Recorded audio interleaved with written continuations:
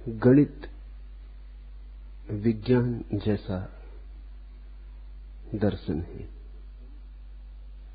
काव्य की उसमें कोई जगह नहीं, वही उसकी विशिष्टता है।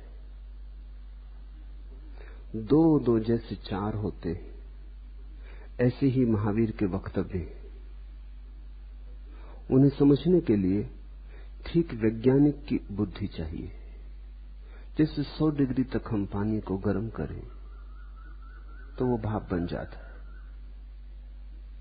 100 डिग्री तक पानी गर्म हुआ कि भाप बनेगा ही। इस भाप के बनाने के लिए न तो किसी की प्रार्थना करनी जरूरी है, न किसी का आशीर्वाद लेना जरूरी है। और अगर 100 डिग्री तक पानी गर्म न हुआ तो लाख प्रार्थना करो, लाख आशीर्वाद लो, पानी पानी ही रहेगा, भाप न बनेगा। जैसे विज्ञान कहता है परमात्मा की कोई जरूरत नहीं है, प्रकृति के नियम काफी हैं, पर्याप्त है। परमात्मा के होने से उन नियमों में कुछ जुड़ेगा नहीं। विज्ञान की एक मूलभूत धारणा है और वो है न्यूनतम सिद्धांत। जितने कम सिद्धांतों से काम चल सके उतना उचित है। चेष्टा तो विज्ञान की यही है कि अंततः एक ही सिद्धांत मिल जाए जिससे जीवन की सारी पहेली सुलझ सके। इसलिए गैर अनिवार्य को बिल्कुल जगह नहीं देना है। अगर 100 डिग्री गर्म करने से पानी भाप बन जाता है तो फिर पानी को भाप बनाने के लिए और किसी परमात्मा की जरूरत नहीं, और किसी की प्रार्थना भी व्यर्थ है। इस नियम को जिसने जान लिया वो अगर पानी को भाप बनाना चाहेगा तो बना लेगा। विज्ञान के हिसाब से परमात्मा हमारे अज्ञान का हिस्सा है, क्योंकि हम जानते नहीं जीवन के नियम को, इसलिए हम परमात्मा का नाम लेते हैं। तुमने देखा भी होगा, जब भी तुम कहते हो परमात्मा जाने तो तुम्हारा मतलब यह होता है कि कोई नहीं जानता। परमात्मा जाने का यह अर्थ नहीं होता कि परमात्मा जानता है, इतना ही अर्थ होता है कि तुम भी नहीं जानते, कोई भी नहीं जानता। जहां तुम्हें अपने अज्ञान को प्रकट करना होता है वहां तुम परमात्मा को ले आते हो, लेकिन इस ढंग से प्रकट करते हो कि लगता है जैसे कोई जानता है। परमात्मा जाने, इसमें तुमने ये भी छिपा लिया कि मैं नहीं जानता, और दूसरे के सामने ये बात ढांक दी, अज्ञान को छिपा लिया, प्रकट न होने दिया। विज्ञान कहता है जैसे जैसे ज्ञान बढ़ता है परमात्मा हटता जाता है। जिस दिन ज्ञान पूरा हो जाएगा परमात्मा शून्य हो जाएगा। महावीर की भी ऐसी ही दृष्टि है। इसलिए महावीर ने परमात्मा को इंकार किया, प्रार्थना को इंकार किया, शुद्ध जीवन के गणित को समझने की कोशिश की। आदमी बंधन में है तो कारण होंगे। अगर आदमी को बंधन मुक्त होना है तो उन कारणों को अलग करना होगा, बस इतना सीधा साफ। और सब आकांक्षाएं, अपेक्षाएं अपने आप को भुलाने के उपाय। कोई तुम्हें बंधन में डाला नहीं है, कोई तुम्हें मुक्त करने ना आएगा। जीवन के सीधे नियम का तुम उपयोग नहीं किए, इसलिए बंधन में पड़ गए हो। उपयोग कर लोगे, बंधन के बाहर हो जाओगे। जैसे कोई आदमी संभल के चलता हो तो गिरता नहीं। जो आदमी गिर जाता है उससे हम कहते हैं संभल के चलो। संभल के चलने का क्या अर्थ होता है? संभल के चलने का अर्थ होता है जमीन की गुरुत्वाकर्षण की शक्ति है, उसका ध्यान रख के चलो। अगर इर्छे तिरछे चले गिरोगे। वही गुरुत्वाकर्षण का नियम जो तुम्हें चलाता है, संभालता है, जिसके बिना चल ना सकोगे, अगर उसके विपरीत गए तो गिरोगे, हाथ पैर तोड़ लोगे, फिर कभी चल ना पाओगे। तो गुरुत्वाकर्षण के नियम को समझ लो और अपने और उस नियम के बीच एक संगीत का संबंध बना लो, इतना ही धर्म है। महावीर धर्म की परिभाषा करते हैं, जीवन के स्वभाव सूत्र को समझ लेना धर्म है। जीवन के स्वभाव को पहचान लेना धर्म है। स्वभाव ही धर्म है। ये सूत्र ऐसे ही सीधे साफ है। पहला सूत्र, मग्गो मग्ग फलम तिया दुविहम जिन शासने समखादम मग्गो खलु समत्तम मग्ग फलम होई निवाणम। जिन शासन में मार्ग तथा मार्ग फल, इन दो प्रकारों से कथन किया गया है। मार्ग है मोक्ष का उपाय और फल है निर्वाण। मार्ग और मार्ग फल, बस महावीर के सारे वचन इन दो हिस्सों में बांटे जा सकते हैं, कारण और कार्य। ऐसा करो तो ऐसा होगा। बस इतनी दो सरणियों में महावीर के पूरे कथन बांटे जा सकते हैं। कुछ कथन हैं जो बताते हैं क्या करो, और कुछ कथन हैं जो बताते हैं कि फिर क्या होगा। अगर जहर पी लो तो मृत्यु होगी, अगर अमृत को खोज लो तो अमृतत्व को उपलब्ध हो जाओगे। परिणाम कारण के पीछे ऐसे ही चला आता है जैसे तुम्हारे पीछे तुम्हारी छाया चली आती। तो करना क्या है? न प्रार्थना, न पूजा, न मंदिर, न पाठ, क्योंकि इनसे कुछ भी न होगा। इनसे कारण का कोई संबंध नहीं। ये तो ऐसे ही है जैसे वर्षा नहीं हो रही और कोई यज्ञ कर रहा है। इसका कुछ लेना देना नहीं। यज्ञ से कोई कारणकारी का संबंध नहीं है वर्षा से। कि कोई बीमार पड़ा है और तुम ताबीज बांध रहे हो, ताबीज से और बीमारी का कोई कार्य कारण का संबंध नहीं। इलाज करो। बीमारी के रोगाणु हैं, उनसे मुक्त होने की व्यवस्था करो। ताबीज से रोगाणु डरेंगे ना और न मुक्त होंगे, और न तुम उनसे मुक्त हो सकोगे। महावीर कहते हैं जीवन में दुख है तो तुम ठीक ठीक कारण खोजो।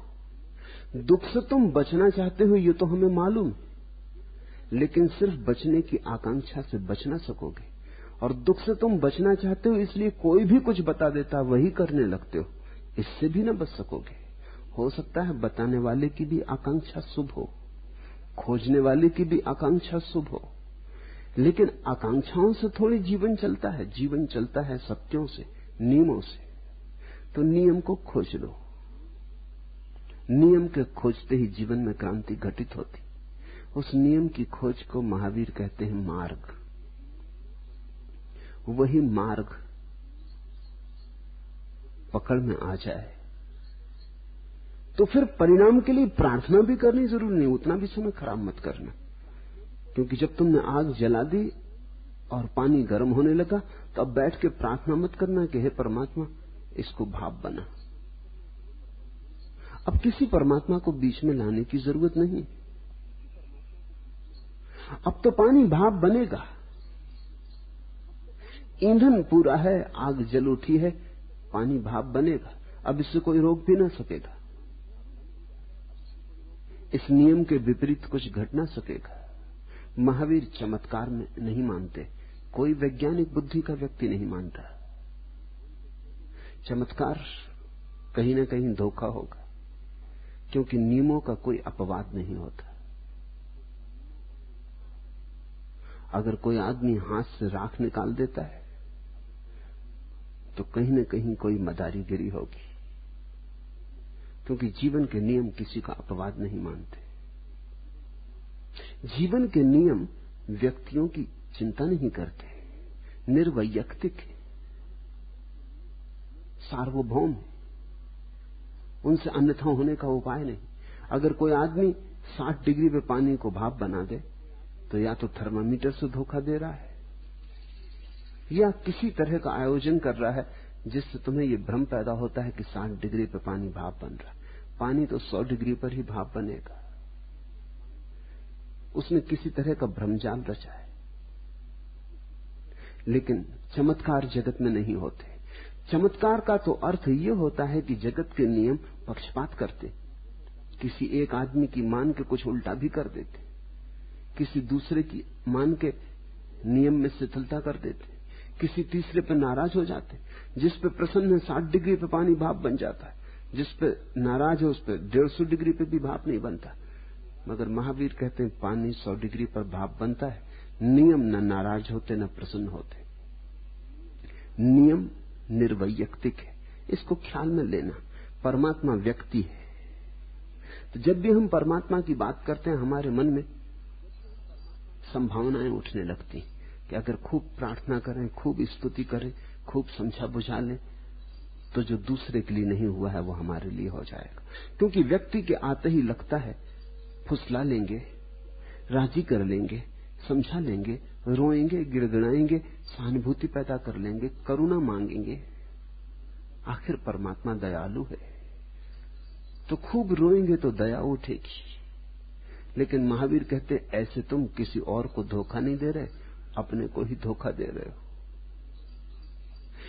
ऐसी चेष्टाएं व्यर्थ और उनमें गमाया गया समय तुमने व्यर्थ ही गमाया।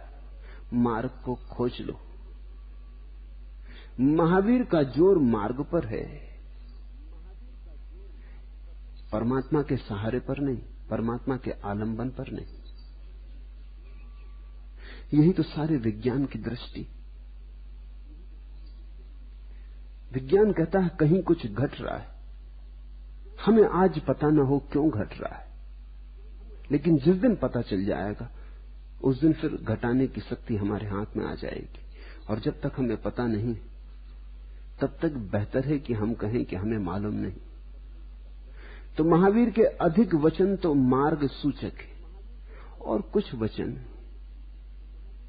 फल सूचक है। ऐसा पूरा जिन शासन 2 हिस्सों में विभाजित है। आइंस्टीन भी इससे राजी होगा, प्लांक भी इससे राजी होगा, रसल भी इसमें भूल चूक न निकाल पाएगा। इसलिए महावीर के वचनों में या जैन शास्त्रों में तुम्हें कहीं काव्य न मिलेगा, काव्य का चमत्कार न मिलेगा। पढ़ोगे तो रूखे सूखे लगेंगे। ठीक गणित की किताबें हैं ज्यामिति, आध्यात्मिक ज्यामिति, अंतरात्मा के संबंध में ज्यामिट्री खड़ी की है। तो उपनिषदों में जैसा सौंदर्य है, कृष्ण के वचनों में जैसा रस है, वैसा महावीर के वचनों में नहीं है। गणित को गाया नहीं जा सकता। गणित को गाओ तो गणित बिगड़ जाता है, क्योंकि गाने के लिए कुछ गैर गणित भीतर लाना पड़ता है। इसलिए तो हम कवि से कभी तार्किक होने की अपेक्षा नहीं करते, और कवि अगर सपनों की बात करे तो हम उसे क्षमा करते, और कवि अगर मन गणित बातों में घूमे तो हम कहते हैं कवि है, कविता है। लेकिन गणितज्ञ से हम दूसरी अपेक्षा करते हैं। गणितज्ञ से हम चाहते हैं सीधी साफ रेखा हो, शुद्ध रेखा हो, जिसमें कुछ भी गणितज्ञ ने अपने भाव के कारण न डाला हो, केवल सत्य का प्रतिफलन हो, शुद्ध सत्य का प्रतिफलन हो, सजावट न हो, श्रृंगार न हो। इसलिए महावीर के वचन जैसे महावीर नग्न है, वैसे ही महावीर के वचन भी नग्न है। उनमें कोई सजावट नहीं, जैसा है वैसा कहा है।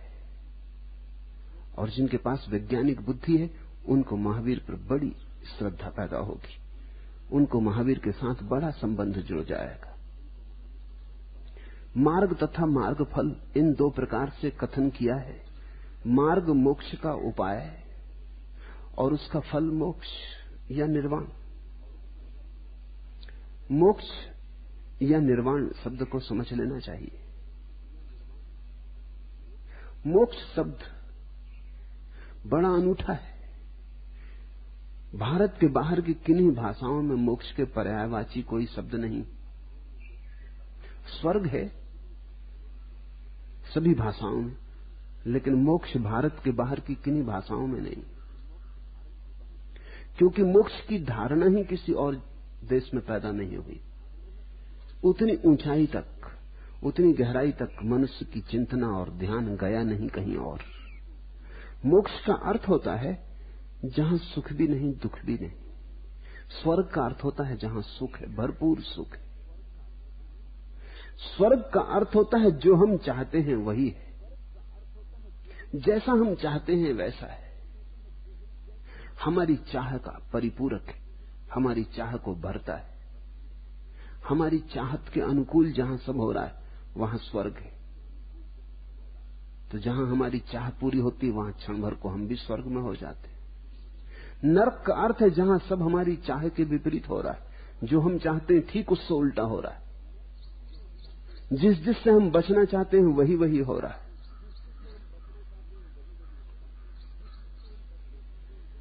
नरक और स्वर्ग सारी दुनिया की भाषाओं में है। मोक्ष बड़ा अनूठा शब्द है। मोक्ष का अर्थ है न तो हमारी अब कोई चाह है, न हमारी कोई पसंद है, क्योंकि महावीर कहते हैं जब तक चाह है तब तक बंधन रहेगा।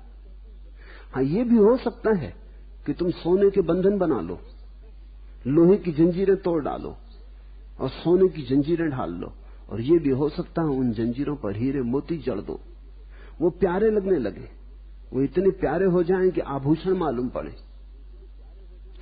बहुत से आभूषण जिन्हें तुम आभूषण समझते हो जंजीरें सिद्ध होते, और बहुत सी जंजीरें जिनका तुम्हें याद भी नहीं आती कि जंजीरें हैं, आभूषणों में छिप गई। तो महावीर कहते हैं सुख की आकांक्षा या सुख का मिलना भी जंजीर है, सोने की जंजीर है, दुख का मिलना लोहे की जंजीर है, लेकिन दोनों बांधते। तुमने ख्याल किया कभी तुम्हें एक आध क्षण को भी ऐसी चैतन्य की घड़ी आई जब न सुख की आकांक्षा है न दुख की? तब तुमने देखा कैसी मुक्ति अनुभव होती, सब सीमाएं समाप्त हो जाती, सब कारागृह विलुप्त हो जाते। क्षण भर को तुम्हारे चेतना के आकाश में एक भी बादल नहीं रह जाता, निरभ्र आकाश, अनंत आकाश।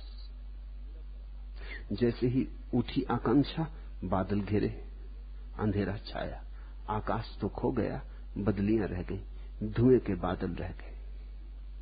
कभी क्षण भर को भी अगर तुम्हारे जीवन में ऐसा हो जाता हो जब न सुख की इच्छा है न दुख की, कोई इच्छा नहीं, तुम अनिच्छा में बैठे हो, उसी घड़ी को महावीर सामायिक कहते। तुम संसार के बाहर हो, क्योंकि महावीर के हिसाब में संसार का अर्थ है चाह के भीतर होना, चाह से भरे होना, संसार में होना। फिर तुम चाहे कोई भी करो, चाहे पृथ्वी के धन की हो, चाहे स्वर्ग के धन की हो, चाहे तुम पुण्य की आकांक्षा करो, लेकिन कोई भी आकांक्षा है, चाहत जारी है और तुम संसार में हो। ऐसी भी घड़ियां हैं चैतन्य की जब कोई चाह नहीं, जब तुम हो निपट अकेले, शुद्ध, कोई धुएं की रेखा भी भीतर नहीं।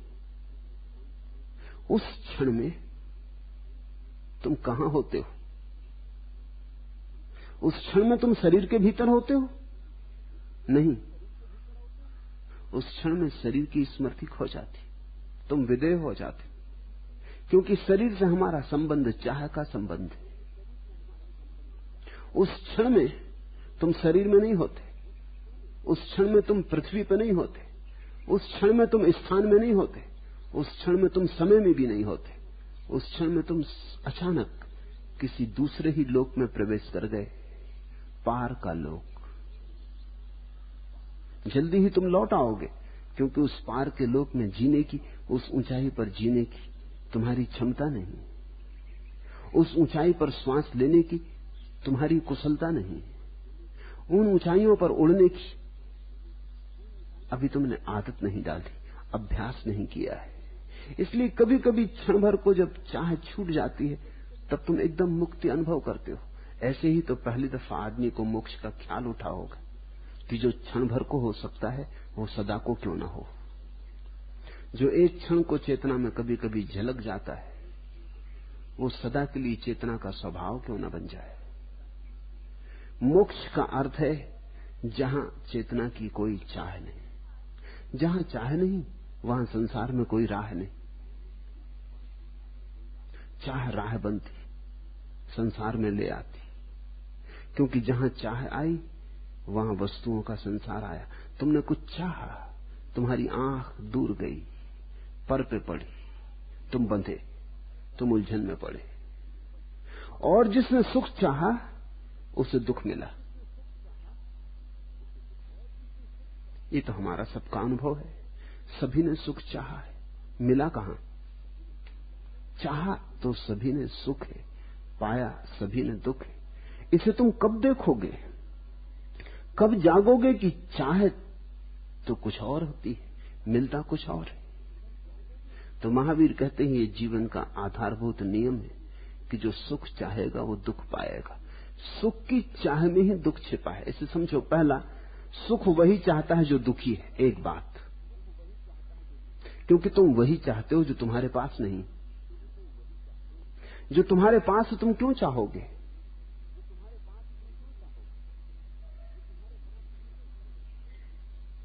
जो तुम्हारे पास है ही उसकी तो चाह खो जाती, जो नहीं है उसकी ही चाह पैदा होती। अभाव चाह को जन्माता है, अभाव जन्मदाता है। तो जिस आदमी ने सुख चाहा, एक बात तो उसने ये बताई कि वो दुखी है। फिर जिस आदमी ने सुख चाहा उसने दूसरी बात भी बताई कि अगर ये न मिला तो मैं और दुखी हो जाऊंगा, विषाद घेरेगा, असफलता हाथ लगेगी। और जैसे ही उसे ये ख्याल आया कि अगर ये न मिला तो मैं और दुखी हो जाऊंगा, विषाद होगा मेरे जीवन में, उद्विग्न हो जाऊंगा, हारा हुआ, थका हुआ, पराजित, भय समाया, भय आया। यह आदमी वैसे ही दुखी था, इसने सुख की चाह करके और दुख बुला लिया और भयभीत हो गया। अब ये डगमगाते कदमों से सुख की तरफ चलता है। और सुख हम सदा बाहर मांगते हैं, किसी स्त्री से मिलेगा, किसी पुरुष से मिलेगा, धन से मिलेगा, पद से मिलेगा। लेकिन पद से सुख का क्या संबंध है? तुम कितनी ऊंची कुर्सी पे बैठते हो, उससे सुख का क्या संबंध है? तुम कितने बड़े मकान में हो, इससे क्या सुख का संबंध है? सुख का मकान के बड़े और छोटे होने से कहीं भी तो कोई संबंध नहीं, क्योंकि सड़क पर खड़े भिखारी भी कभी सुखी देखे गए। महावीर खुद ही ऐसे भिखारी थे। और कभी महलों में सम्राट भी दुखी देखे गए। तो दुख और सुख का संबंध स्थितियों से तो मालूम नहीं पड़ता, परिस्थितियों से तो मालूम नहीं पड़ता, कुछ भीतरी दशाओं से जुड़ा है। तो जब भी तुमने बाहर मांगा, गलत जगह मांगा, और मांग मात्र बाहर की होती, भीतर तो मांगोगे किससे, मांगोगे क्या? वहां तो कुछ भी नहीं, शून्य आकाश है, वहां तो कोरापन है, वहां तो तुम मुट्ठी बांधना चाहोगे तो बंधेगी नहीं, बंध भी जाएगी तो हाथ में कुछ ना आएगा। आकाश को कौन मुट्ठी में बांध सका है? आत्मा को भी कोई नहीं बांध सका है। तो भीतर तो कुछ पकड़ में आता नहीं, बाहर पकड़ में चीजें आ जाती, तो हम सोचते हैं बाहर होगा। ऐसे बाहर दौड़ते हैं जहां नहीं, फिर एक न एक दिन स्वप्न टूटता है और पता चलता है यहां नहीं, हम महादुखी हो जाते। उस महादुख से और बड़े सुख की आकांक्षा पैदा होती, क्योंकि जितने हम दुखी होते हैं उतनी ही तीव्र आकांक्षा होती है कि जल्दी करो, मौत करीब आई जाती है, सुखी होना। ऐसा एक दुष्ट चक्र है। दुख में से सुख की आकांक्षा निकलती है, सुख की आकांक्षा में से और बड़ा दुख निकलता है। तो महावीर कहते हैं जिसने छोड़ा है उसने सिर्फ दुख को ही नहीं छोड़ा, उसने सुख को भी छोड़ा है। उसने नरक का ही त्याग नहीं किया, वो तो सभी करते हैं, उसमें कौन सी कुशलता है, उसमें कौन सी मेधा है? दुख से कौन नहीं बचना चाहता, सभी बचते हैं। उसमें कौन सी बुद्धिमानी है, उसमें कौन सी विशेषता है?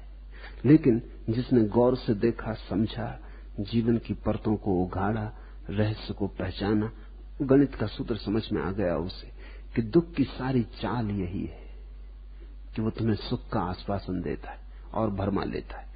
तुम सुख के आश्वासन में दुख के पीछे चले जाते हो, भटक जाते हो। मिलता दुख है, चाहते सदा सुख हो। जो जागा इस अनुभव में उसने सुख नहीं चाहा, और जिसने सुख नहीं चाहा उसके जीवन से दुख विदा होने लगे, क्योंकि बिना सुख की चाह के दुख निर्मित नहीं हो सकते। थोड़ा सोचो, जिस आदमी ने सफलता नहीं चाही उसे तुम विफल कैसे करोगे, और जिसने कभी जीतना नहीं चाहा उसे तुम हराओगे कैसे, और जिसने कभी धनी होने के पागलपन में अपने को नहीं लगाया उसे तुम निर्धन कैसे कर पाओगे, और जिसने तुमसे सम्मान नहीं मांगा तुम उसका अपमान कैसे करोगे, करोगे कैसे, उपाय कहां है, उसने तुम्हें सुविधा कहां दी। जिसने सम्मान चाहा उसे तुम अपमानित कर सकते हो, जिसने धन चाहा उसकी चाह में ही वो निर्धन हो गया, जिसने जीत चाही उसने पराजय के ढेर लगा लिए। इसलिए महावीर कहते हैं मोक्ष का अर्थ है इस अनुभव को तुम्हारे जीवन की स्थिर दशा बना लेना कि न सुख की चाह, न दुख की चाह, न नरक न स्वर्ग, कोई चाह नहीं, अचाह की दशा मोक्ष है। तो ये तो परिणाम है मोक्ष। मोक्ष यहां घट सकता है, ऐसा मत सोचना जैसा कि साधारणतः लोग समझते कि मोक्ष मरने के बाद घटता है। जिसको जीते जी नहीं घटा उसे मरने के बाद भी नहीं घटेगा। पहले तो मोक्ष जीवन में उतरता है, इसलिए व्यक्ति पहले जीवन मुक्त होता है, जीते जी मुक्त होता है। फिर जो जीते जी मुक्त हो गया वो तो मरने के बाद भी मुक्त रहेगा। मुक्ति एकमात्र संपदा है जिसे मृत्यु नहीं छीन पाती, और सारी संपदाएं मृत्यु छीन लेती। इसलिए महावीर कहते हैं अगर तुम थोड़े भी बुद्धिमान हो, थोड़ा हिसाब तो करो, गणित तो बिठाओ, तुम जो इकट्ठा कर रहे हो वो सब मौत छीन लेगी। पहले तो कर ना पाओगे, कौन कब कर पाया, और अगर किसी तरह कर भी लिया तो जब तक तुम कर पाओगे मौत द्वार पे आ जाएगी। करोगे तुम, छीन लेगी मौत। ये कैसी नासमझी कर रहे हो, उसे कमा लो जिसे मौत न छीन सकती हो। मुक्त दशा, चैतन्य की अचाह की दशा, चैतन्य का निरभ्र आकाश जिसमें कोई चाह के बादल नहीं, फिर मौत कुछ भी न कर पाएगी। मौत एक जगह जाके हारती है, वो मोक्ष, और सभी चीजों पे जीत जाती। अब इसे समझना, हमारी जीवन की भी आकांक्षा है, इसलिए मौत जीत जाती। जीवेशना, हम जीना चाहते हैं, हर हाल जीना चाहते हैं, हर शर्त पूरी करने को राजी हैं, लेकिन जीना चाहते हैं। सड़ते हों, गलते हों, मरते हों, खाट पे पड़े हों, अस्पतालों में लटके हों, उल्टे सीधे हाथ पैर बंधे हों, लेकिन जीना चाहते, मरना नहीं चाहते। कैसी भी हालत में आदमी पड़ा हो और उससे पूछो मरना चाहते हो, वो इंकार करेगा। तुम चकित होगे, बहुत से लोग कहते हैं कि अब तो भगवान उठा लो, वो भी मरना नहीं चाहते, वो भी कहने की बातें कर रहे हैं। मेरा एक मित्र मरना चाहता था, आत्महत्या करना चाहता था। उसके पिता बहुत घबरा गए, इकलौता बेटा था, और अकेली मुझसे उसकी दोस्ती थी, तो वो मुझे बुलाने आए। तो मैंने कहा घबराओ मत, मैं उसे भली भांति जानता हूं, चिंता ना करो। पर वो बोले कि चिंता होती है, उसने दरवाजा बंद कर लिया है, और अगर दरवाजे पे खटका भी करो तो वो चिल्लाता है कि मैं मर जाऊंगा, दरवाजा नहीं खोलूंगा। वो कुछ करना ले, सिर न तोड़ दे, कुछ छुरी वगैरह न छिपा रखी हो, कोई जहर वगैरह न रखे हो, कोई गोलियां न ले आया हो। और पिता वैद्य तो और भी डरे कि वो जहर तो हमारे घर में रहते ही है, गोलियां भी हैं, दवाइयां भी हैं, वो कुछ लेना गया हो उठा के। तो मैं गया, भीड़ लगी थी, मोहल्ला इकट्ठा था।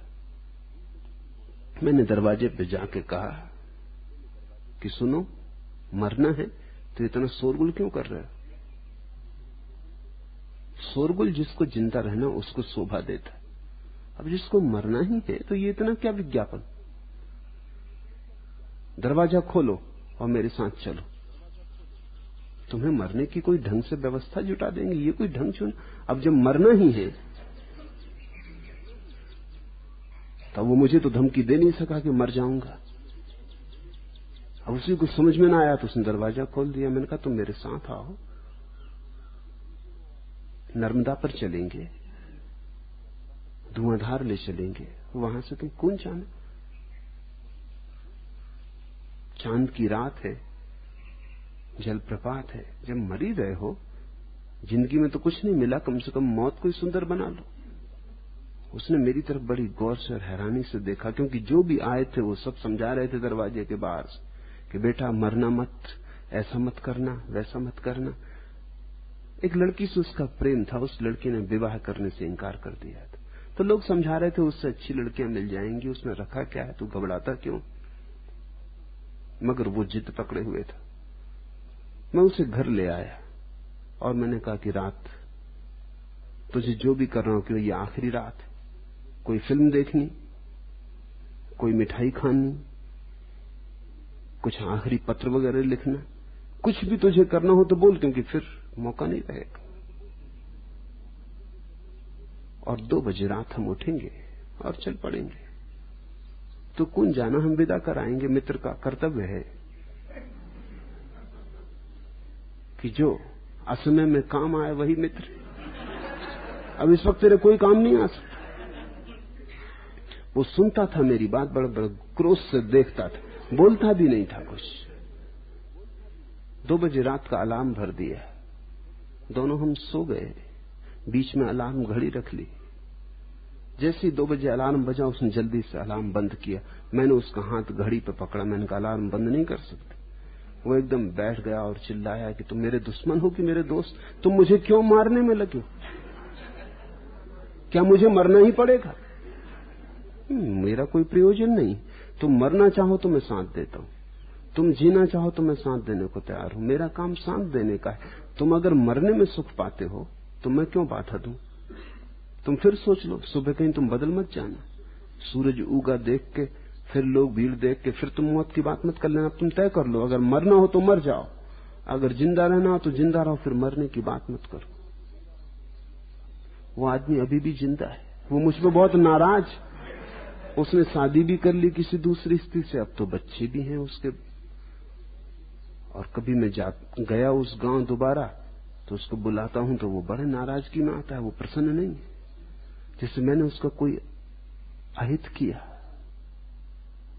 और मैं वही कर रहा था जो वो करना चाहता था। लोग कहते हैं कि मर जाएं अब तो, वो ये नहीं कह रहे हैं कि मरना चाहते, भूल मत समझ लेना। वो तो सिर्फ यही कह रहे हैं कि जिंदगी थोड़ी बेहतर होनी चाहिए। ये कोई जिंदगी, इस मरने की चाह में ही जीवन की आकांक्षा है। इस मरने की चाह में भी और जीवन को चूस लेने का भाव है।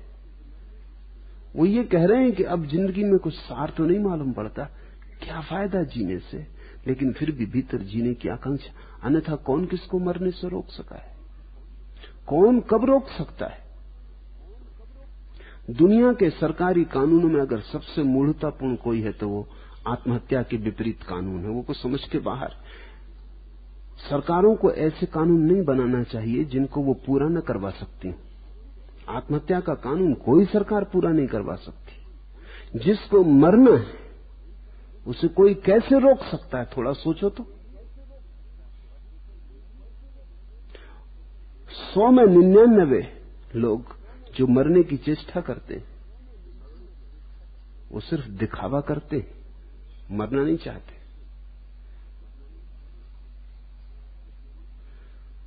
100 में से 99 मरने की चेष्टा करके बच जाते, वो बचने का पहले ही इंतजाम कर लेते।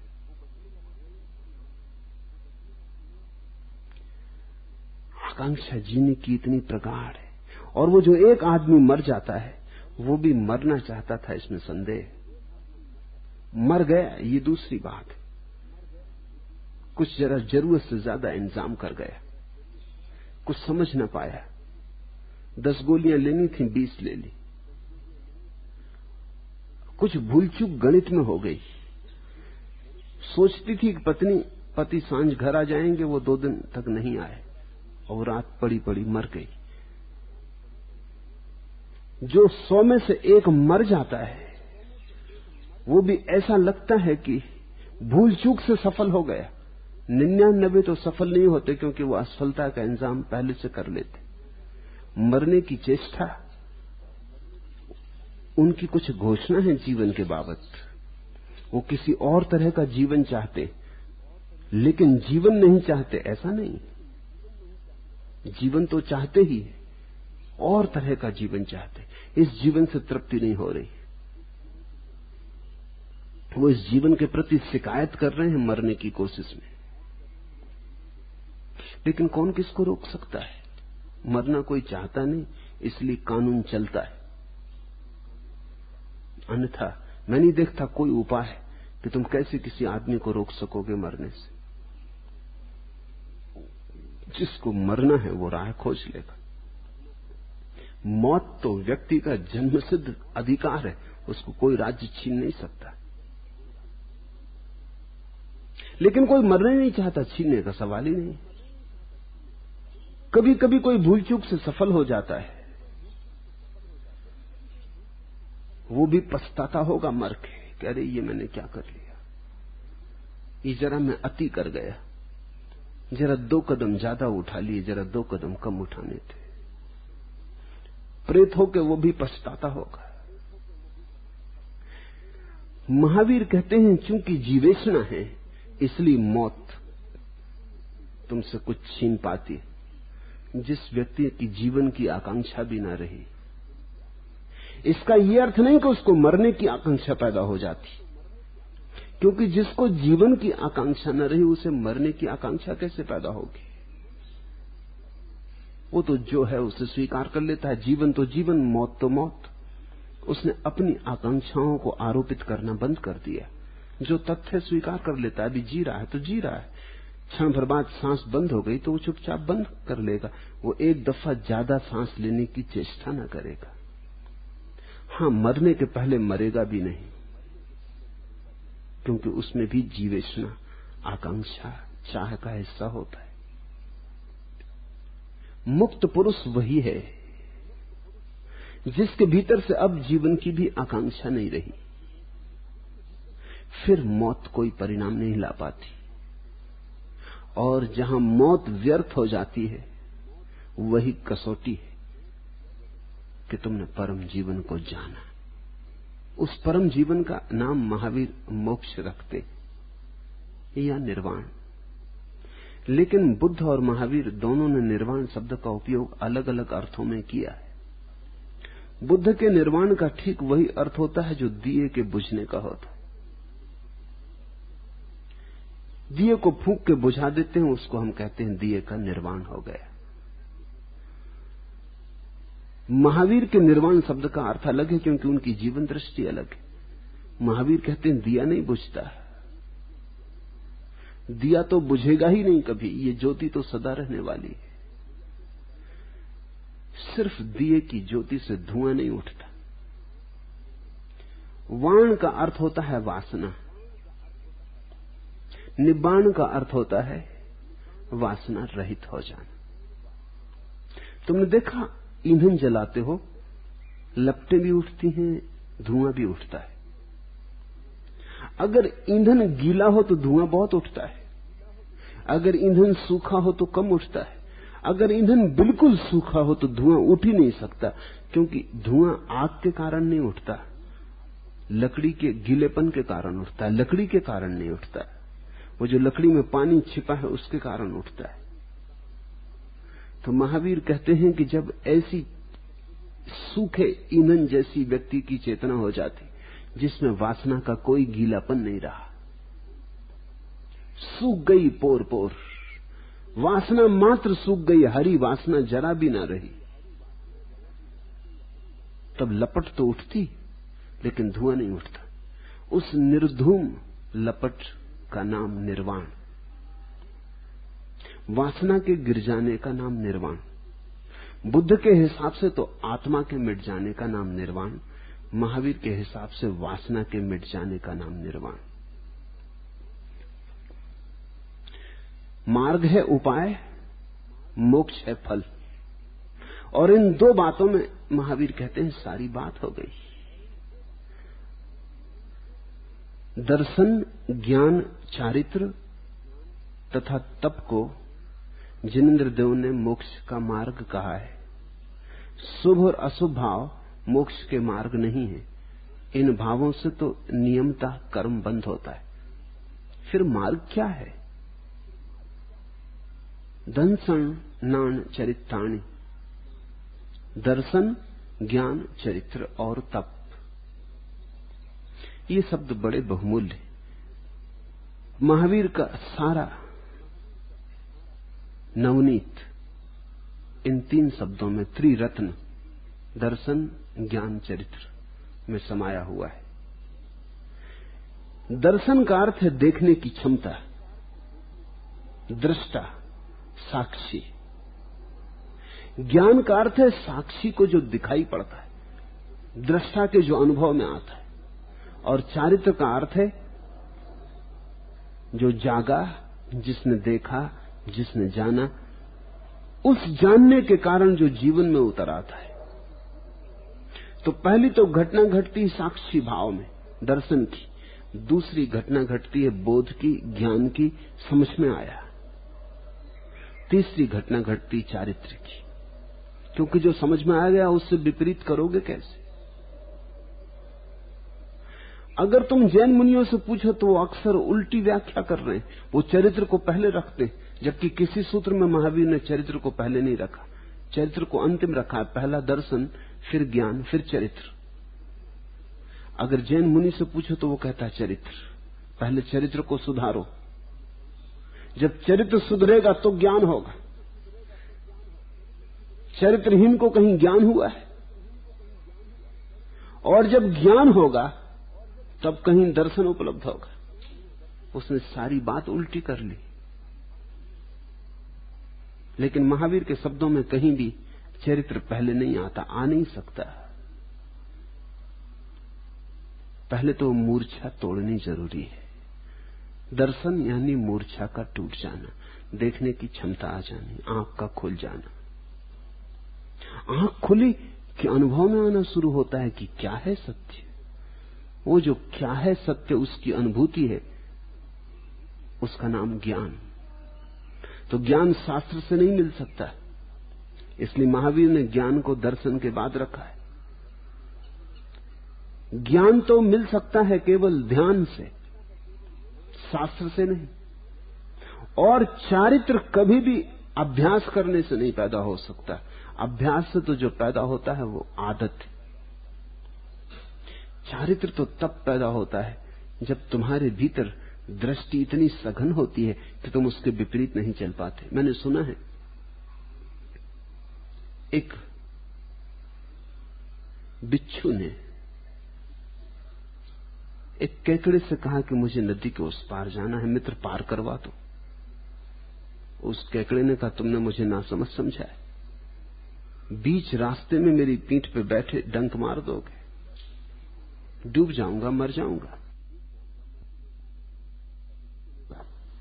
बिच्छू ने कहा मालूम होता है तर्क में तुम बहुत कमजोर हो, तुमने ठीक तर्कशास्त्र का शिक्षण नहीं लिया। अरे ना समझ, जब मैं पीठ पे तेरी बैठा हूं और डंक मारूंगा तो तू डूबेगा, वो तो ठीक, मैं भी तो डूबूंगा, मैं भी तो मरूंगा। तो ये बात तर्क के विपरीत है, ऐसा मैं कैसे कर सकूंगा? तेरी ही मौत होती होती तो समझ में आ सकता था, तेरी मौत तो मेरी मौत भी बनेगी, इसलिए ये बात तर्क के अनुकूल नहीं है। केकड़े ने कहा बात तो ठीक है, तर्क के बिल्कुल अनुकूल नहीं, आओ बैठ जाओ। बैठ गया पीठ पर बिच्छू, चल पड़े दोनों, और बीच मझधार में जो होना था हुआ। बिच्छू ने डंक मारा। जब डंक मारा और दोनों डूबने लगे तो मरते मरते केकड़े ने पूछा कि महानुभाव तर्क का क्या हुआ? उस बिच्छू ने कहा तर्क का इससे क्या संबंध नहीं, मेरा चरित्र है।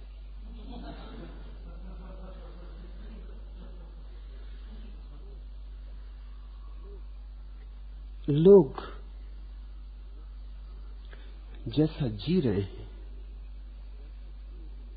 वैसा जीने को मजबूर हैं। उनके पास दृष्टि ही वैसी जीने की है। तुम सोचते हो कोई आदमी शराब पीता है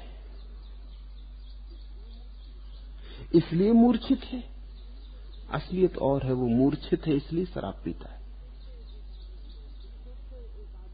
तुम सोचते हो एक आदमी मांसाहार करता है इसलिए हिंसक है, तुम गलत सोचते हो, वो आदमी हिंसक है इसलिए मांसाहार करता है।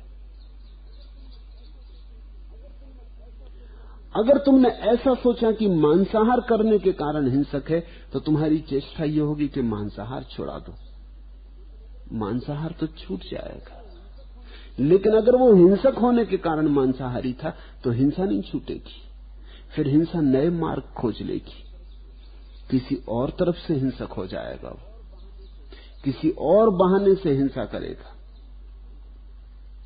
ध्यान रखना, हम जैसे हैं वो हमारे भीतरी चित्त की अवस्था के कारण, बाहर से भीतर को नहीं बदला जा सकता, आचरण से अंतस नहीं बदला जा सकता, लेकिन अंतस बदल जाए तो आचरण तत्क्षण बदलना शुरू हो जाता है। महावीर का सूत्र बिल्कुल साफ है, दर्शन, ज्ञान, चरित्र। इन तीन को जैनों ने त्रिरत्न कहा है। ये उनकी तीन मणियां हैं जिन पर मोक्ष का भवन निर्मित होता है, ये आधार है। और ये तीन रत्न जिसके पास है उसके पास सब आ गया, सारी संपदा सारे जगत की, त्रिलोक की सारी संपदा उसके पास आ गई। दर्शन उपलब्ध होता है जागरण से, अप्रमत्तता से, होश से। दर्शन का अर्थ तुम जैन दर्शन, हिंदू दर्शन, बौद्ध दर्शन ऐसा मत समझ लेना। दर्शन का अर्थ फिलॉसफी नहीं, दर्शन का अर्थ है देखने की क्षमता, तुम्हारी आंखों का निष्कलुष हो जाना। तुम ऐसे देख सको कि देखने में तुम अपने भावों को मिश्रित ना करो, तुम निर्भाव से देख सको, तटस्थ, निष्पक्ष, निर्विकार। तुम अपने को बीच में न डालो, तुम अपने को बिना डाले देख सको, तो फिर तुम्हारे जीवन में दर्शन उपलब्ध होगा। क्रोध आए, क्रोध को गौर से देखना, क्रोध को रोक के चरित्र निर्मित करने की कोशिश मत करना, क्रोध को गौर से देखना, इतने गौर से देखना कि तुम्हें क्रोध का सारा अर्थ समझ में आ जाए, इतने गौर से देखना कि तुम क्रोध से पृथक और अलग साक्षी हो, ये तुम्हारी अनुभूति में आ जाए। इतने गौर से देखना कि क्रोध वहां पड़ा रह जाए वस्तु की तरह, तुम यहां दृष्टा की तरह खड़े रह जाओ, तुम्हारे दोनों के बीच का सेतु टूट जाए। दर्शन का अर्थ होता है सारे सेतुओं का टूट जाना। व्यक्ति अलिप्त खड़ा होकर देखता है। क्रोध है तो क्रोध को, काम है तो काम को, हिंसा है तो हिंसा को, प्रेम है तो प्रेम को, राग है तो राग को, अलिप्त भाव से देखता है, सिर्फ देखता है, जिसको कृष्णमूर्ति अवेयरनेस कहते, होश, जिसको बुद्ध ने सम्यक स्मृति कहा है, ठीक ठीक स्मृति, जिसको गुरजीएफ ने सेल्फ रिमेम्बरिंग कहा है, आत्मबोध, उसी को महावीर दर्शन कहते हैं। इधर दर्शन की क्षमता घनी होगी कि दर्शन से जो जो तुम्हें दिखाई पड़ेगा, वो जो दर्शन का सार इकट्ठा होने लगेगा, वह है ज्ञान। तो एक तो ज्ञान है जो शास्त्र से मिलता है, और एक ज्ञान है जो जीवन के साक्षी भाव से मिलता है, उसको महावीर ज्ञान कहते हैं। पढ़ लोगे शास्त्र में, उससे क्या होगा? अक्सर ऐसा हुआ है, अहले दानिश आम है, कमयाब है अहले नजर, क्या ताज्जुब की खाली रह गया तेरा अयाग। अहले दानिश आम है, शास्त्रों के जानकार बहुत हैं, तथाकथित बुद्धिमान बहुत हैं, तथाकथित बुद्धिशाली बहुत हैं, कमयाब है अहले नजर, लेकिन जिनके पास दृष्टा की दृष्टि, अहले नजर, जिनके पास शुद्ध आंख है, देखने की क्षमता, ऐसे बहुत बहुत विरले। अहले दानिश आम है, कमयाब है अहले नजर, क्या ताज्जुब की खाली रह गया तेरा अयाग। अगर तुम्हारे जीवन की प्याली अमृत से बिना भरी रह गई तो कुछ आश्चर्य नहीं, क्योंकि तुमने शास्त्रों से ही जीवन की प्याली को भरना चाहा। शास्त्रों से ही तुमने सोचा कि तुम बुद्धिमान हो जाओगे, तो अहले दानिश हो गए, तथाकथित बुद्धिमान हो गए, कंठस्थ हो गए सत्य। लेकिन कंठस्थ सत्य सत्य नहीं, मात्र थोथे सिद्धांत। प्राण कौन डालेगा उनमें?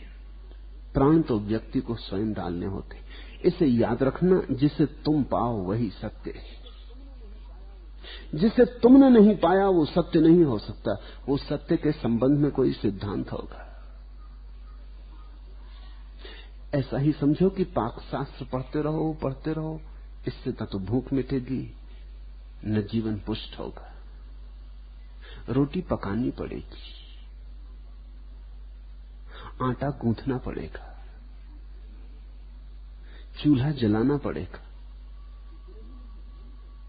इतना ही नहीं, फिर रोटी पचानी पड़ेगी। रोटी भी बन जाए तो भी कुछ काम नहीं आती जब तक कि पचाने की क्षमता ना हो। जब तक रोटी पचे ना और लहू में रूपांतरित ना हो जाए, हड्डी मांस मज्जा ना बने, तब तक किस काम की? दर्शन की भट्टी में ज्ञान की रोटी पकती,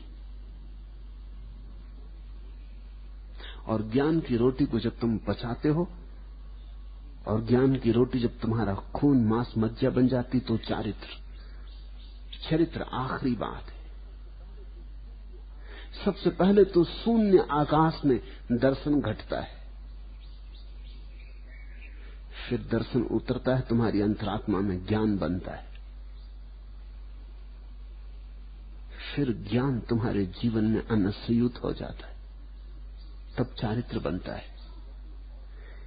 ये त्रिरत्न और तप शब्द भी समझने जैसा है। तप का अर्थ अपने को दुख देना नहीं होता। तपस्वी का अर्थ अपने को सताने वाला नहीं, मैसोचिस्ट नहीं। तप का अर्थ होता है दुख आए तो उसे सहिष्णुता से स्वीकार करना। तप का अर्थ है दुख आए तो उसे दुश्मन की तरह धुतकारना नहीं, उसे भी मित्र की तरह स्वीकार कर लेना।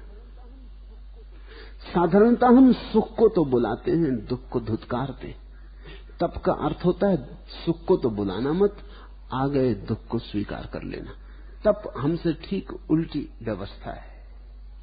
अभी हम कहते हैं सुख आए, चिट्ठियां लिखते हैं सुख को कि आओ, निमंत्रण भेजते हैं, और दुख को बिना बुलाया भी आ जाए, बिना बुलाया ही आता है, क्योंकि कौन दुख को बुलाता?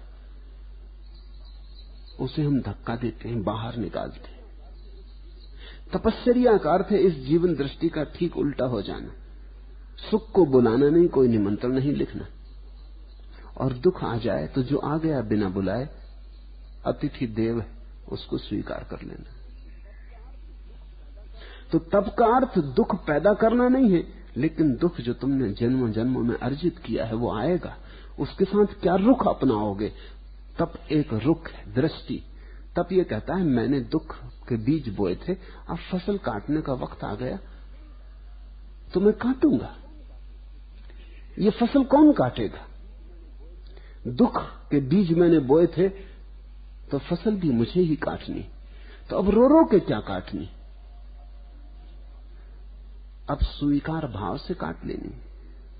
इसे ख्याल रखना, नहीं तो भ्रांति क्या है कि जो लोग तपस्वी बनते हैं वो सोचते हैं अभी सुख को लिखते थे चिट्ठियां, अब दुख को लिखो, मगर चिट्ठियां लिखना जारी रहता है, बुलावा भेजते ही रहते। पहले सुख को पकड़ते थे, अब वो सोचते हैं दुख को पकड़ो। पहले सुख को न जाने देते थे, अब दुख जाने लगे तो वो कहते मत जाओ, तुम्हारे बिना हम कैसे रहेंगे। लेकिन ये तो विकृति हो गई, ये तो रोग हो गया, ये तो पुराना रोग बदला तो नया रोग पकड़ गया।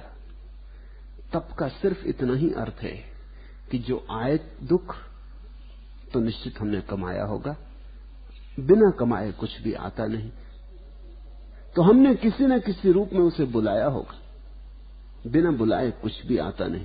हमने सुख मान के ही बुलाया होगा, लेकिन वो हमारी मान्यता भ्रांत थी। जिसको हमने सुख कह के पुकारा था वो दुख का नाम था। आ गया दुख, अब इसे स्वीकार कर लेना, इसे धक्के नहीं देना, इंकार नहीं करना, इसका भी साक्षी भाव रखना है।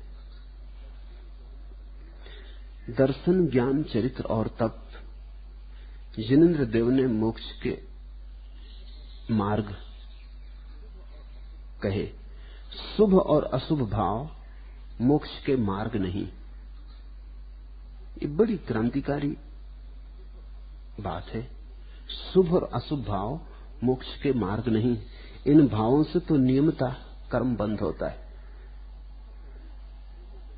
अच्छा करूं, बुरा ना करूं, पुण्य करूं, पाप ना करूं, ये शुभ भाव है। किसी को दुख न दूं, सुख दूं, ये शुभ भाव है। मुझसे हिंसा ना हो, अहिंसा हो, लोभ ना हो, दान हो, क्रोध ना हो, दया हो, करुणा हो, ये शुभ भाव है। लेकिन महावीर कहते हैं मुझसे कुछ हो, इसमें ही बंधन है। बुरे का तो बंधन होता ही है, भले का भी बंधन हो जाता है। लोभी तो बंधता ही है, दानी भी बंध जाता है, और पापी तो बंधता ही है, पुण्यात्मा भी बंध जाता है। यद्यपि पुण्यात्मा की जंजीरें सोने की होती। इसलिए महावीर कहते हैं शुभ और अशुभ भाव मोक्ष का मार्ग नहीं, दोनों से मुक्त होना है। अशुभ को तो छोड़ना ही है, शुभ को भी छोड़ना है। असाधु को तो छोड़ना ही है, साधु के भी पार जाना है। एक ऐसी दशा चाहिए जो सभी दशाओं का अतिक्रमण कर जाती हो। एक ऐसी दशा जिसका लगाव, आग्रह किसी भी बात में ना हो। इन भावों से तो नियमता कर्म बंद होता है। दोस्तों के इस कदर सदमे उठाए जान पर दिल से दुश्मन की शिकायत का गिला जाता रहा। अगर तुम गौर से देखो तो मित्रों ने इतने कष्ट दिए हैं कि अब दुश्मनों की क्या शिकायत करनी। महावीर कहते हैं अगर गौर से देखो तो शुभ आकांक्षाओं से ही पटा पड़ा है नरक का मार्ग।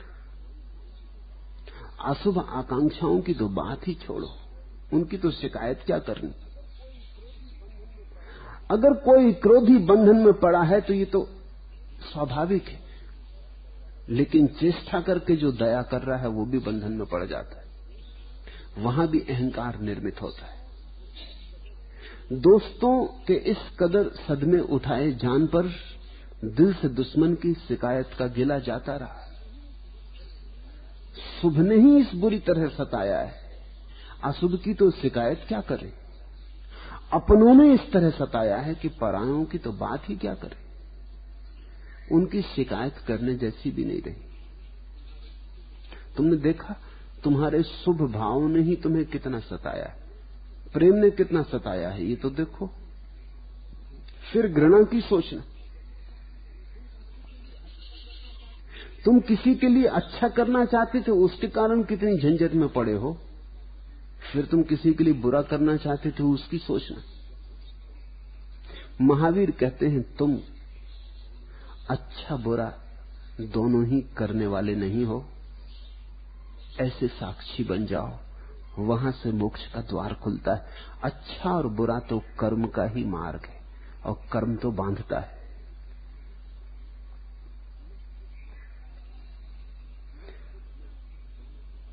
न शुभ न अशुभ, दोनों के मध्य में संतुलित। छुरस से धारा निशिता दुरत्या, छुरे की तीक्ष्ण धारा की भांति, जिससे कोई पतली छुरे की धार पे चलता हो, ऐसा मार्ग है। शुभ को भी एक तरफ छोड़ देना, अशुभ को भी दूसरी तरफ छोड़ देना। संयमी का अर्थ है जो दोनों के मध्य चलने में कुशल हो गया, जो चुनाव नहीं करता, चॉइसलेस, विकल्प रहित, निर्विकल्प चलता है, जो मध्य में संभल के चलता है।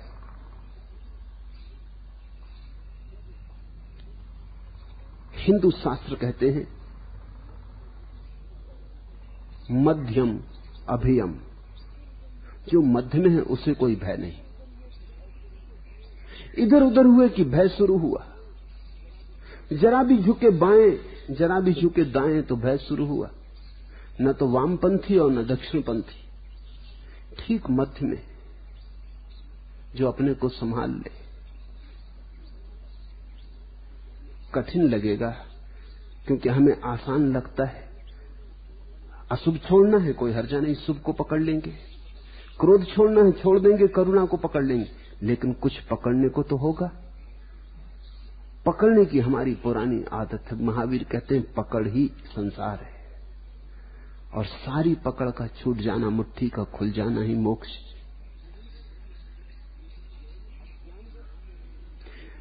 अज्ञानवश यदि ज्ञानी भी ऐसा मानने लगे कि शुद्ध संप्रयोग अर्थात भक्ति आदि शुभ भाव से दुख मुक्ति होती है, तो वह भी राग का अंश होने से पर समयरत होता है। महावीर भक्ति को भी बंधन का कारण कह रहे हैं।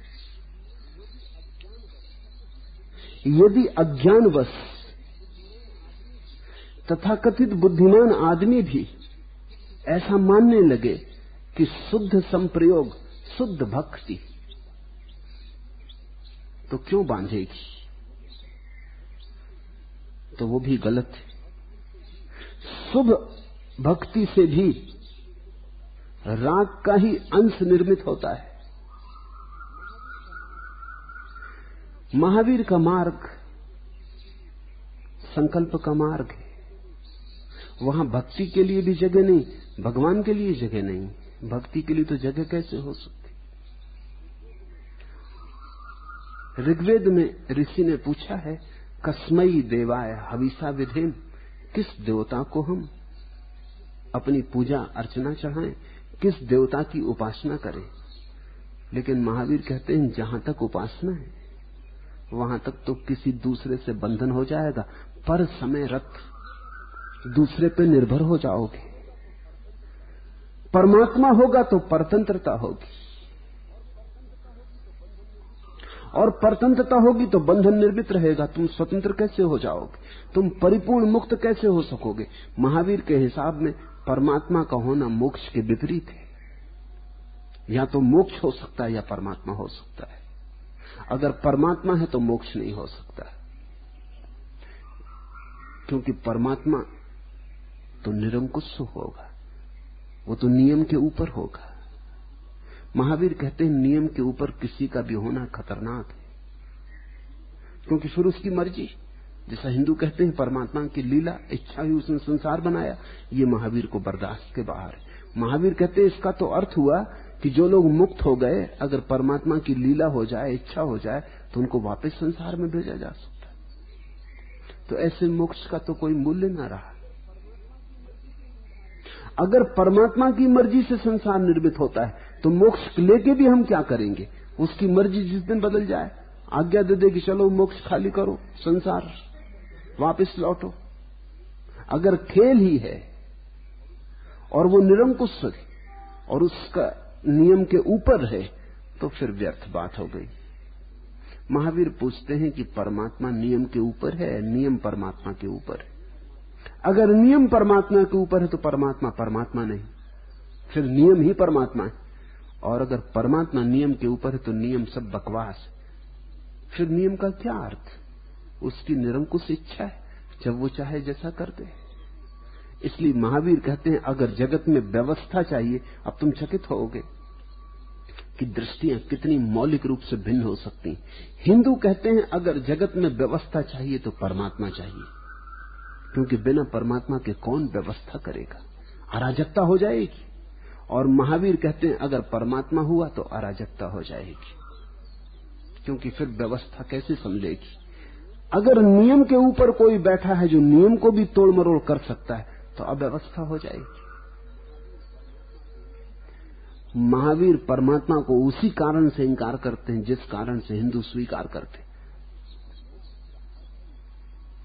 और मोक्ष का अर्थ ही है कि एक ऐसी चित्त की दशा, एक ऐसे चैतन्य की दशा जिसको फिर वापस न लौटाया जा सके। अन्यथा इतने श्रम, इतनी तपश्चर्या, इतनी चेष्टा से जो उपलब्ध हुआ है वो किसी परमात्मा के खेल की बात बन जाए तो थोड़ी जाती हो गई। जन्मों जन्मों की चेष्टाओं के बाद जिसे पाया जाता है उसे पाके अगर जरा सी उसकी मर्जी के बदलने से खोना पड़े तो वो उपलब्धि के योग्य न रही। फिर जगत एक पागलपन है। शुद्ध संप्रयोग अर्थात भक्ति आदि शुभ भाव से दुख मुक्ति होती है, ऐसा अगर कोई मानता हो तो गलत मानता है, क्योंकि वह भी राग का अंश है।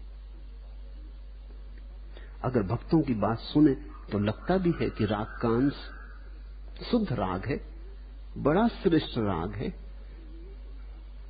जरा भी दूषित नहीं है संसार से, लेकिन फिर भी राग तो है ही।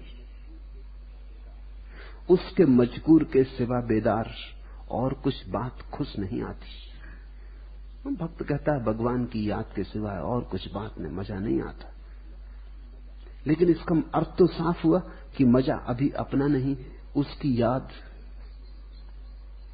तो कहीं निर्भर है, पर है, अपने से बाहर है। शाम से आ रही है याद तेरी, जाम छलका रही है याद तेरी, झनझना सा रहा है साजे ख्याल, गीत से गा रही है याद तेरी। लेकिन भक्त वैसे ही शब्दों का उपयोग करता है परमात्मा के लिए जो वो प्रेसी के लिए करता है या प्रेमी के लिए करता है। फर्क नहीं मालूम पड़ता। ऐसा लगता है कि जो हमारा राग मनुष्यों के प्रति था उसी राग को हम परमात्मा की तरफ आरोपित कर देते। शाम से आ रही है याद तेरी, जाम छलका रही है याद तेरी, झनझना सा रहा है साजे ख्याल, गीत से गा रही है याद तेरी। ये हम प्रेसी के लिए भी कह सकते हैं और परमात्मा के लिए भी कह सकते हैं। इसलिए सूफियों के वचन दोहरे अर्थ किए जा सकते हैं। या तो तुम उनका अर्थ कर लो सांसारिक, तो प्रेसी के लिए कहे गए, या अर्थ कर लो आध्यात्मिक, तो परमात्मा के लिए कहे गए, लेकिन शब्द वही के वही है। उमर खयाम की रुबाइयां इसी तरह भ्रष्ट हुई। जिस व्यक्ति ने पहली दफा अनुवाद किया फिट्जराल्ड ने अंग्रेजी में, उसने समझा कि ये मधु गीत है, शराब की प्रशंसा में गाए गए गीत है। लेकिन उमर खयाम शराब कहता है परमात्मा की याद को, उसकी स्मृति को, जिक्र को। और जिन साथियों की वो बात करता है वो वही परमात्मा है। और जिस मधु के ढालने की बात कर रहा है वो जीवन रस है। लेकिन इससे क्या फर्क पड़ता है? फिट्जराल्ड ने अनुवाद किया, उसने समझा ये सब प्रेसी, साकी, मधुशाला, ये सब संसार की ही चीजें हैं, दोनों के लिए उपयोग हो सकते। चलो छियाछी हो अंतर में, तुम चंदा मैं रात सुहागन, चमक चमक उठे आंगन में, चलो छियाछी हो अंतर में। भक्त जो भाषा बोलते, मीरा की भाषा, चैतन्य की भाषा या कबीर की, उसमें कठिनाई मालूम होगी। कबीर कहते हैं मैं राम की दुल्हन हो गया। आखिर भाषा तो इसी जगत के रागात्मक शब्दों का उपयोग कर रही। मीरा कहती सेज को तैयार किया है, तुम कब आओगे? सेज को तैयार किया है, ये तो सुहागरात की ही बात हो गई। तो महावीर के कहने में सार्थकता भी है कि कितना ही शुद्ध राग हो जाए, कितना ही शुद्ध संप्राय, कितनी ही शुद्ध भक्ति हो, लेकिन उसमें स्वर तो संसार का ही होगा।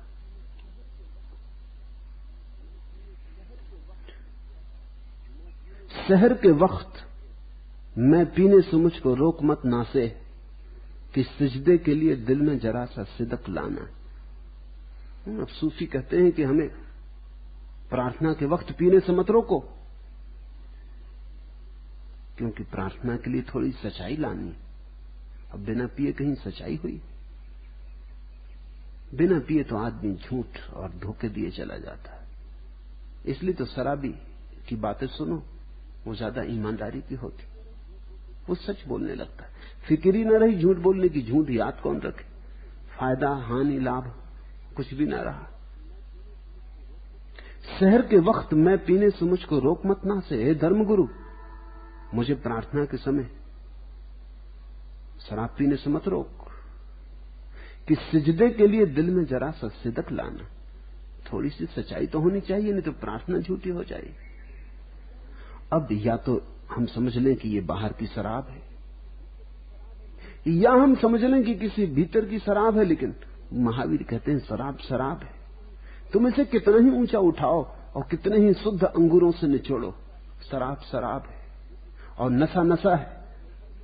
ये किसी की सुंदर सूरत को देख के छा जाए, या ये परमात्मा के फूल और पक्षियों के गीत सुन के आ जाए, इससे क्या फर्क पड़ता है। लेकिन तुम्हारा राग अभी भी बाहर है,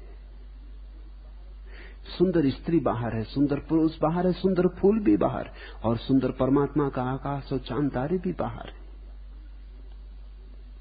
राग का अंश होने से भक्ति भी पर समय रत है, वो दूसरे में लगी, दूसरे में उत्सुक है, अपनी तरफ नहीं लौट रही, दूसरे की तरफ बह रही है, और दूसरा बंधन है। इसलिए महावीर भक्ति को भी जगह न देंगे। और अगर हम भक्तों की बातें सुने तो महावीर की बात में सच्चाई भी मालूम पड़ती, निश्चित सच्चाई मालूम पड़ती, क्योंकि भक्त भगवान से ऐसी बातें करता है जैसे प्रेमी एक दूसरे से बातें करते। मान मनोवल भी चलती, रूठना मनाना भी चलता है, शिकवा शिकायत भी चलती है। मुझको इस तर्जे तगाफुल पे खपा होना था, उल्टे तुम मुझ पे खपा हो, ये तमाशा क्या है। भक्त भगवान से कहता है मुझको इस तर्जे तगाफुल पे खपा होना था, तुम्हारे उपेक्षा भाव पे मुझे नाराज होना चाहिए। चिल्लाता रहता हूं, तुम्हारी कोई उत्तर भी नहीं पाता। मुझको इस तर्जे तगाफुल पे खफा होना था, उल्टे तुम मुझ पे खपा हो, ये तमाशा क्या है। भक्त तो बात करता है, प्रार्थना करता है, बोलता है, रोता है, कभी कभी भगवान पे नाराज भी हो जाता है, खफा भी हो जाता है। 2-4 दिन प्रार्थना भी नहीं करता, बंद कर देता द्वार दरवाजे की, पड़े रहो, फिर मना भी लेता है। लेकिन महावीर कहेंगे ये सारा खेल तो कल्पना का ही है, ये तो राग का ही है।